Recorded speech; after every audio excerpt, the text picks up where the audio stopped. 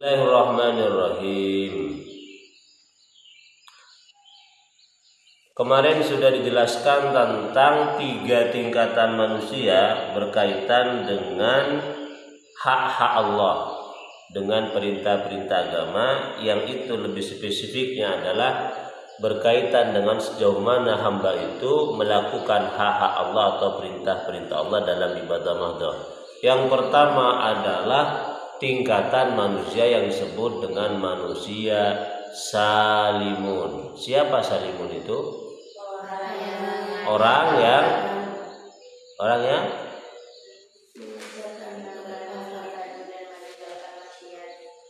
yang hanya mengerjakan kewajiban-kewajiban fardu dan tidak melakukan maksiat. Dia hanya fardu saja yang dikerjakan, sunnahnya nggak dikerjakan. Itu sudah selamat itu. Yang kedua adalah golongan manusia yang disebut dengan golongan robihun. Apa itu?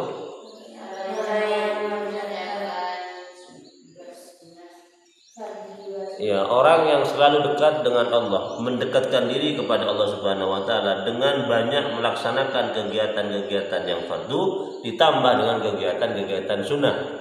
Sekaligus juga dia meninggalkan segala maksiat. Yang ketiga adalah khosir. Apa khosir itu? Orang yang lalai, lelet dalam mengerjakan urusan-urusan yang fardu. Ya. Itu hubungan manusia dengan Allah Subhanahu wa taala. Nah, sekarang kita masuk kepada tema yang berkaitan antara hubungan manusia dengan manusia yang lain. Wal abdu fi haqqi sa'iril ibadati lahu salasu darajatin. Manusia itu dalam hubungannya dengan manusia yang lain itu juga ada 3 kategori, 3 derajat. Al-ula ayunazzal al-abdu fi haqqihim manzilatal kiramil bararah as-sadiqinal muti'ina wa huwa jam'u barun minal malaikah. Ya. Yang pertama, manusia yang pertama adalah manusia yang oleh Allah diposisikan di posisinya malaikat. Manusia yang diposisikan di posisinya malaikat. Malaikat itu berarti makhluk yang jujur, yang penuh integritas, yang taat. Apa tanda-tanda manusia yang posisinya ada di posisi malaikat? Adalah ayyas'a fi awradihim ay maqasidihim rifqan wa i'anatan bihim wa idkhalan lisururi ala qulubihim, yaitu manusia yang setiap detik dalam hidupnya itu cuma mikir urusan orang dan berpikir bagaimana semua kebutuhan orang itu bisa dia cukupi. Dia berusaha berpikir seperti itu. Tetangganya butuh nasi, dia kasih nasi. Tetangganya butuh uang, dia kasih uang. Tetangganya nangis, dia yang diemen. Tetangganya anaknya itu kemudian tidak mandi, dia yang mandikan. Jadi seluruh urusan orang itu dia pikirkan. Dia mikirkan urusan umat. Sehingga kemudian dia tidak cukup waktu memikirkan dirinya sendiri. Jadi kalau dia lapar, yang penting tetangganya kenyang. Nah, begitu ya. Oh, ini gaya Rasulullah dan para sahabatnya ini. Mendahulukan orang lain daripada dirinya sendiri. Nah, ini adalah posisi malaikat ini. Wa idkhalalis surur ala qulubihim, dan setiap saat berpikir bagaimana caranya agar orang itu senang ketika bertemu dengan saya. Oh, ini bagus ini. Ini posisi malaikat ini. Coba dikiranya, coba. Setiap kali bangun tidur itu cuma satu pikirannya. Gimana caranya agar teman saya itu senang hari ini? Apa yang perlu saya lakukan agar orang itu bisa hidupnya tenang? Itu berpikirnya itu. Apa yang kira-kira tetangga saya bisa makan hari ini? Itu setiap hari berpikirnya itu. Jadi tidak memikirkan dirinya sendiri karena sudah sibuk memikirkan keadaan orang lain. Nah, ini adalah posisi malaikat ini. Coba ya, saya akan merasa ada coba itu. Nafkahkan, wakafkan diri kamu itu untuk kepentingan orang. Nih, coba ini. Tidak egois ya, tapi altruis. Memikirkan orang. Ini. Kata orang, kalau kamu memikirkan kebaikan orang, maka Allah yang akan memikirkan kebaikan kamu. Kalau kamu membantu orang dalam 24 jam setiap hari kamu, maka Allah dalam 24 juga yang akan membantu kamu. Kamu nggak usah sibuk memikirkan kamu. Kalau kamu sudah memikirkan orang, kebaikan orang, maka Allah yang akan memikirkan kebaikan-kebaikanmu. Itu prinsip itu. Yang sulit dilakukan karena kebanyakan orang itu rata-rata apa? Egois. Kamu tahu kata-kata egois? Egois itu adalah kata-kata yang menunjukkan makna bahwa orang itu lebih banyak suka mengatakan aku daripada kamu. Ada sebuah penelitian yang meneliti tentang berapa ratus kali orang itu mengatakan aku ketimbang kata-kata yang lain yang menunjukkan persona yang lain. Ternyata tiap hari orang itu mengatakan ratusan bahkan ribuan kata-kata aku ketimbang kamu, ketimbang mereka, ketimbang dia. Jadi menunjukkan bahwa manusia itu rata-rata memang egois ini. Jadi tidak bisa masuk kepada tingkatan malaikat kalau manusia itu masih egois. Kalau masih memikirkan apa yang akan saya dapatkan, apa yang akan saya makan. Jadi harus diubah. Apa yang kira-kira tetangga saya bisa dapatkan, apa yang kira-kira bisa teman saya makan untuk menyenangkan perutnya. Nah ini idkhulu surur ala qulubihim.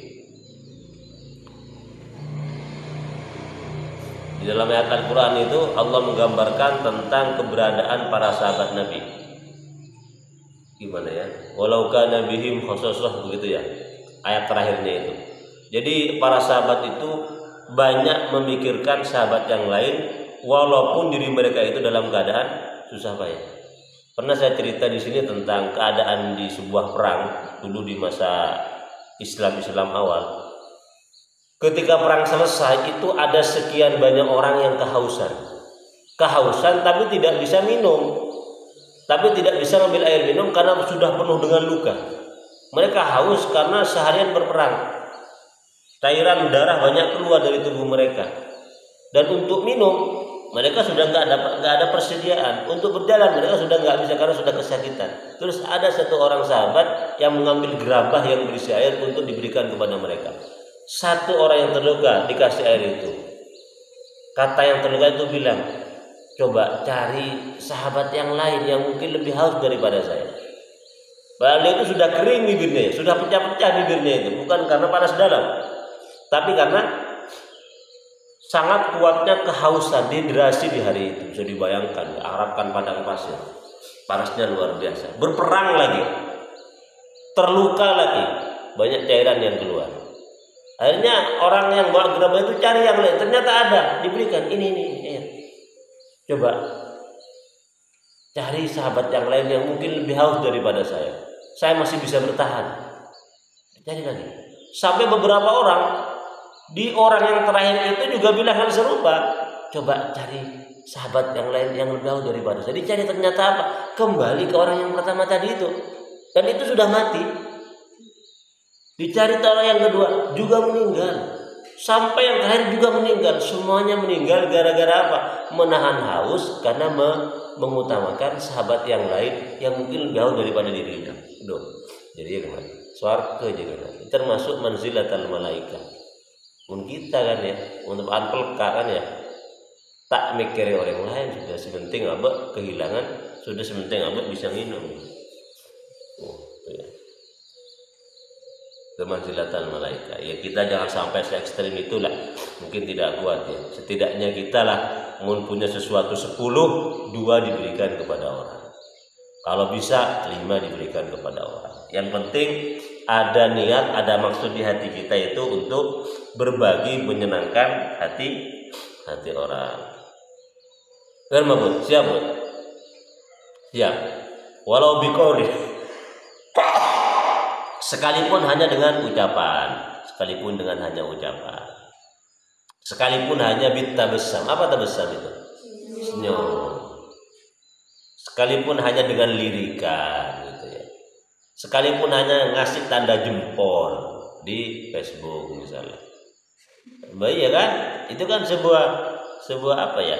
Sebuah apresiasi atau kata tanda love itu ya, love ya itu ya. Itu namanya manzilatul malaika. Paham ya? Rifqon karena kasihan, karena penuh kasih sayang, bukan karena ada tujuan di balik batu. Kita ngasih kepada orang agar dapat lebih banyak, itu berarti bukan rifqon itu, tapi ada udang di balik batu. Wa i'anatan karena perhatian.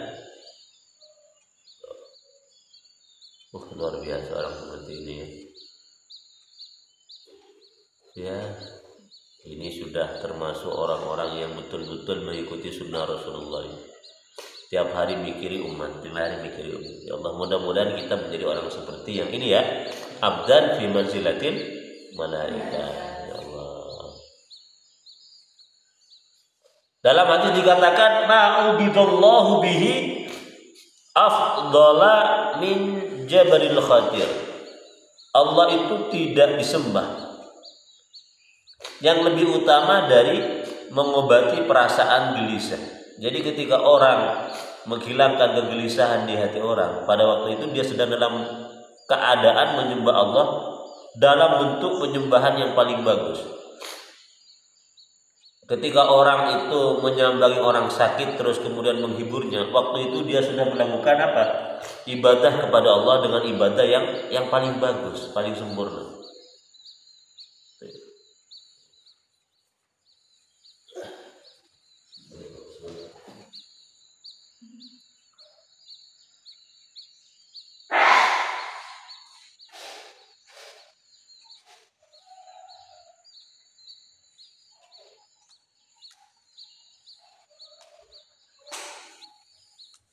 Oke, paham ya? Kata Allah dalam hadis qudsi, wahai manusia, kenapa ketika saya lapar kamu tidak ngasih makan kepadaku? Hadis qudsi. Wahai manusia, kenapa ketika saya sakit tidak ada satupun kamu mengunjungiku? Ketika ditanya, masa Allah sakit? Masa Allah telanjang? Allah menjawab, hadis qudsi ini.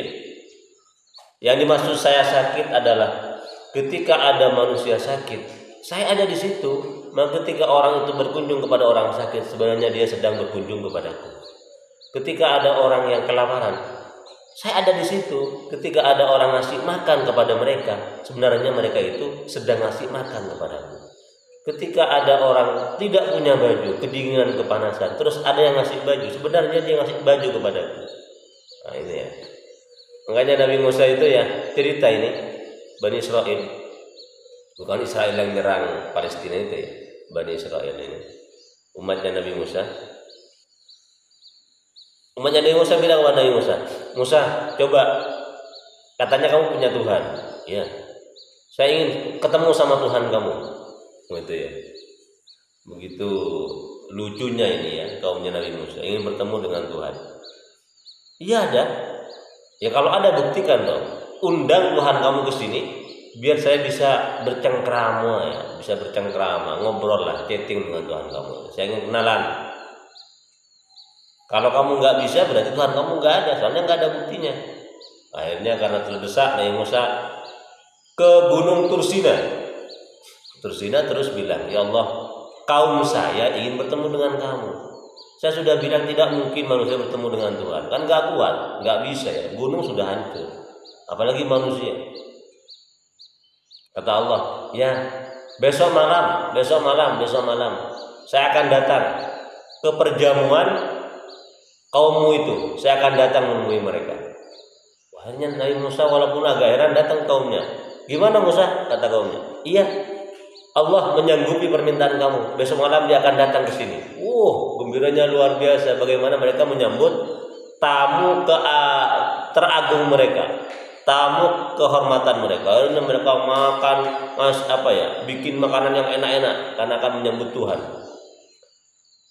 Nah, ketika malam sudah datang, awal-awal malam datang, terus ada salah satu orang datang, dia itu pengemis, bajunya compang-camping dan dia sangat lapar sekali, minta sesuatu kepada Bani Israel. Lapar. Kata Bani Israel, nggak usah, nggak boleh minta di sini. Ini makan khusus Tuhan. Ini makanan eksklusif bagi tamu kehormatan saya. Ya Allah, ini Allah nanti makan ini. Enggak usah kamu itu gembel. Enggak usah. Sana pergi. Akhirnya pergi itu ya. Allah yang ditunggu itu nggak datang-datang, sampai kemudian keesokan harinya nggak datang-datang. Bencilah kemudian kaum Bani Israil kepada Musa yang dianggap sudah membohongi mereka. Akhirnya Musa datangnya ke Tursina, bilang kepada Allah, komplain gitu ya, ngeluh. Ya Allah, katanya mau datang tadi malam. Saya dimarah-marahi oleh kaum saya karena dianggap berbohong. Saya nggak berbohong Musa. Lu kok nggak datang ya Allah? Tadi malam saya datang. Kapan? Tadi malam. Kapan? Tadi malam. Iya, ada seorang laki-laki yang gembel, yang minta-minta. Itu saya. Nah ini kan ya, itu saya. Kok ditolak sama kalian? Katanya ngundang saya datang, ditolak. Ya pulang saya. Nah, ini sebuah metafor ya, bahwasanya ketika ada orang miskin, ada orang yang lapar, ada orang yang bajunya jelek, datang minta kepada kita, itu yang datang sebenarnya bukan manusia, tetapi siapa? Tuhan, kiriman Allah Subhanahu wa taala ini. Ya. Kiriman Allah Subhanahu wa taala. Ini yang pertama ya, manzilatal malaikah yang setiap hari berpikirnya membantu orang-orang. Oke, terus dan itu diingat, itu termasuk ibadah ya, menyembah Allah yang paling bagus, yaitu menggembirakan orang lain. Semoga kita bisa ya melaksanakan ini, walaupun hanya sekali. Mudah-mudahan istiqomah sampai mati ini. Yang kedua, as-saniyatu ayunazzilal abdu fi haqqihi manzilatal bahaim wal jamadat. Terus apa ini? Fala yanaluhum khairuhu walakin yakuffa anhum syarruhu. Yang kedua itu adalah tingkatan manusia binatang ternak, manusia batu, manusia tanah, manusia kerikil, manusia tembok, yang tidak bisa memberikan kebaikan kepada orang lain, tapi orang lain juga tidak mendapatkan gangguan darinya. Itu namanya binatang ternak. Engak sapi misalnya. Apa kerjaan sapi itu? Sapi apa long benajam? Kira-kira benajam mati gara-gara bolong sapi? Nggak ada. Sapi ya makan, setelah makan tidur. Batu misalnya, batu berbahaya kan enggak bagi ayam? Nggak berbahaya. Itu namanya tingkatan manusia yang tidak bisa memberikan kebaikan kepada orang lain, juga tidak bisa memberikan keburukan. Badana orang aman kita oleh manfaat. Dateng tak yarep, dateng tak ngontongi, tak dateng tak yarep. Enggak datang, tidak difikirkan, enggak merasa kehilangan. Datang pun orang tidak begitu perhatian. Kenapa? Tidak memberikan manfaat. Datang tak datang pada bayi menroh. Apa? Ya ada pada bayi. Datang tak ambil manfaat, tak datang kita tak rugi. Ini manusia yang tingkatan hewan ternak atau benda-benda mati. Yang ketiga ini yang paling parah. Jangan sampai kita sampai ke sini apa? Ayunazzilal abdu fi haqqihi manzilatal aqarib wal hayat wasyiba ad-dariyat, yaitu hamba-hamba Allah yang oleh Allah diposisikan di tempatnya. Apa aqarib tadi? Kalajengking. Al hayat apa hayat? Olar, coba olar nemu soko, babar mah soko noban menolar. Ikampe, iya, ikampe. Caca, dimakan ular kamu itu, dimakan lagi kamu itu. Makanya ada guyonan dari Cak Lontong ya. Ayam punya kaki apa enggak? Punya. Terus sapi punya kaki apa enggak? Ular punya kaki apa enggak? Ular ada ular kakinya? Enggak ada ya. Kenapa ular enggak dikasih kaki?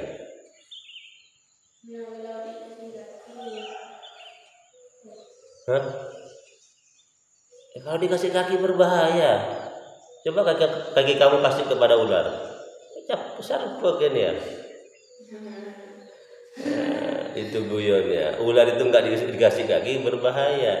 Soalnya kalau kaki kamu dikasih sama ular, dipatok itu ya. Ular, bahaya ular ini ya. Kalajengking, apalagi yang disebut dengan ini an-namru. Apa an-namru itu? An-namiru, macan. Aduh, macan ya Allah. Macan itu. Ini kebun binatang, macan tarik tambang dengan 10 orang. 10 orang sigok-sogok. Tahu tambang, tarik tambang ya. Macan neguk tampar di dalam kurung. Di luar kurung ada 10 orang yang kuat-kuat juga pegang tampar itu. Saling tarik. Ada patah gulir. 10 orang yang kuat itu tak bisa narik tampar itu karena begitu kuatnya macan itu. Gigi macan itu seperti pisau. Sekali tusuk ke dada kamu, mati. Makanya macan itu ya, singa itu kalau ngejar hewan sebesar apapun pasti yang digigit duluan itu apanya? Lehernya. Teguk leher, sampai geleteng sampai mati. Darah mengucur, kerongkongan putus gara-gara gigi hewan ini. Kamu bodoh macan buru kan. Ini bawa macan, aduh mak bodoh kucing raja kan. Salpa gua. Tuh ya. Sabu iya, ini adalah orang-orang yang kalau ketemu dengan siapapun pasti akan memangsa. La yurja khairuhu wa yuttaqa syarruhu. Tidak bisa diharapkan kebaikannya dan dijauhi kejelekannya. Ya Allah. Makanya kalau kita tidak bisa masuk ke tingkatan malaikat, maka jangan sampai kita masuk ke tingkatan binatang masuklah kita ke tingkatan binatang ternak atau benda-benda mati yang orang tidak bisa ngambil manfaat sekaligus kita tidak mengganggu mereka. Naudzubillah min dzalik ya. Mudah-mudahan kita oleh Allah Subhanahu wa taala masuk ke tingkatan apa? Malaikat, maqamul malaika. Wallahu a'lam bishawab. Semoga bermanfaat. Silakan dibaca doanya.